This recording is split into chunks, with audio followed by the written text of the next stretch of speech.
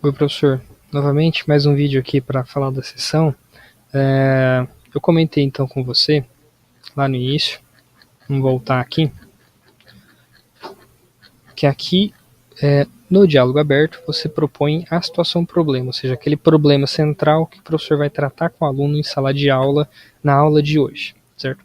Na sequência, você dá todo o embasamento teórico para que o aluno tenha condições de tentar resolver sozinho esse problema, né? Esse material ele vai ler antes da aula.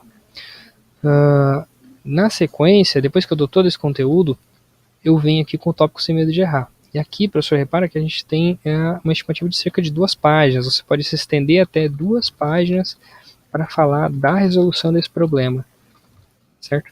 Lembrando, então, que no sem medo de errar, você vai, vou até comentar um pouquinho aqui, retoma a SPI, a resolve, certo?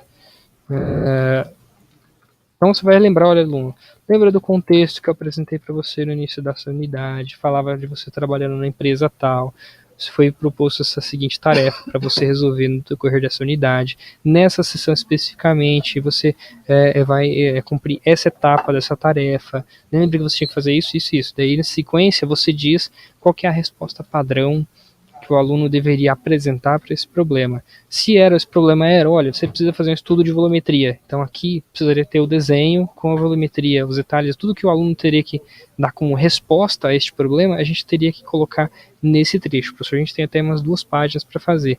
E a gente está somente com algumas linhas, então a gente precisa se estender um pouco mais aqui, tá? Resolver o problema que você vai lá dar no início e colocar todos os detalhes que o aluno tem que apresentar. Se o problema não tem resolução única, professor, é uma coisa, uma percepção, então ele pode ter várias ideias. A gente apresenta uma delas e fala assim, olha, essa é uma maneira de você resolver esse problema. Outras maneiras você pode fazer variando isso, alterando tal coisa, fazendo isso, e assim vai. Mas a gente precisa, de certo modo, dar ao aluno uma resolução para que ele possa comparar aquilo que ele escreveu ou que ele fez com alguma coisa padrão para ele dizer assim, olha, eu errei isso, nossa, olha, eu devia ter feito tal coisa. Então a gente vai entregar o ouro para o aluno aqui, a gente vai resolver o problema para ele, tá? Pensando assim, é um mega exercício resolvido, digamos aqui.